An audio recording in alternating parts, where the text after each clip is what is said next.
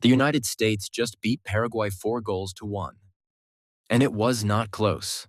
70,000 fans packed into SoFi Stadium in Los Angeles on Friday night. Hollywood stars in the crowd, the whole country watching.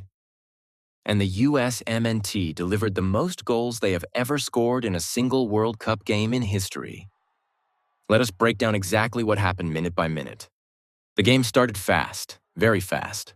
Just 7 minutes in, Weston McKennie whipped a cross into the box. Paraguay defender Damian Bobadilla stretched to clear it and accidentally prodded it into his own net. USA 1, Paraguay 0. 7 minutes played. The stadium exploded. That is called an own goal when a player accidentally scores against their own team. And it was the perfect start the USA needed. Then came the moment everyone is talking about. Folarin Balogun, the 23-year-old striker who plays for Monaco in France. In the 31st minute, Christian Pulisic drove at the Paraguay defense and slid the ball across to Balogun on the left side of the box. Balogun did not hesitate. He finished it cleanly into the bottom corner. USA 2, Paraguay 0.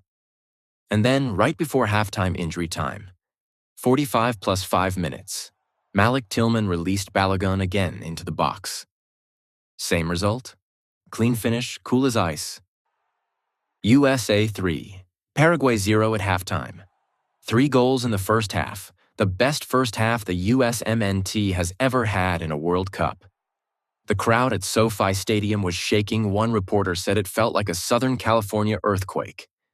Paraguay pulled one back in the 73rd minute. Their midfielder Mauricio found space on the left side of the box and finished well. USA 3, Paraguay 1. For a moment, it felt like Paraguay might make it interesting.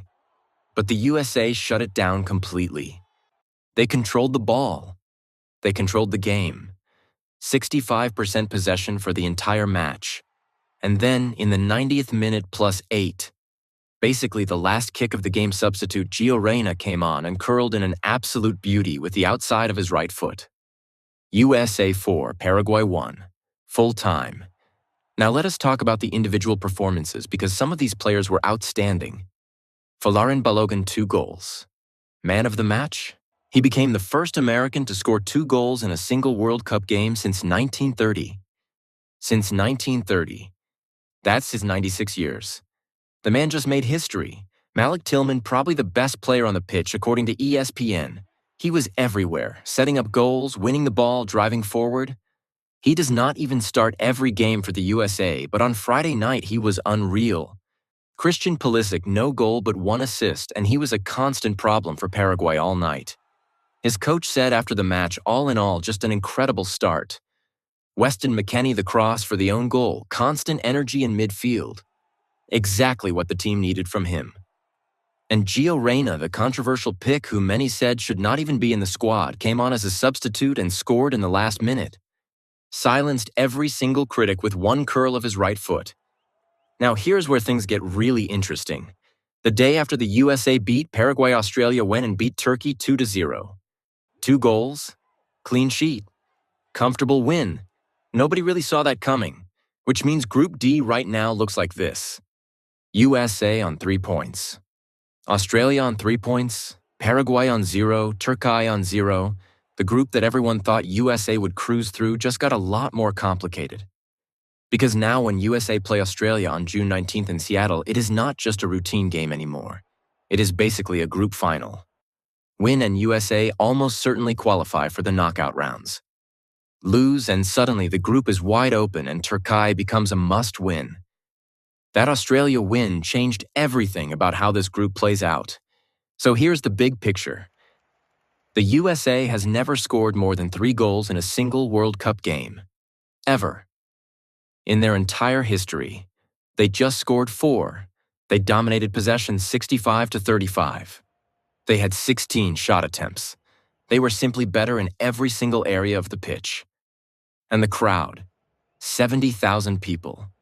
Players said after the game they could feel the energy from the fans pushing them forward from the very first minute. But Australia just showed they are not here to make up the numbers. They beat Turkey, the same Turkey that beat the USA in a friendly last summer. So June 19th in Seattle is going to be a real game. USA versus Australia. June 19th. Seattle. 3 p.m. Eastern. This is the one that could send the USA into the knockout rounds before they even play their last group game. If you want a full breakdown of the Australia game before it kicks off, subscribe. Every video on this channel is made for American fans who just want to understand what is going on without needing to already know soccer.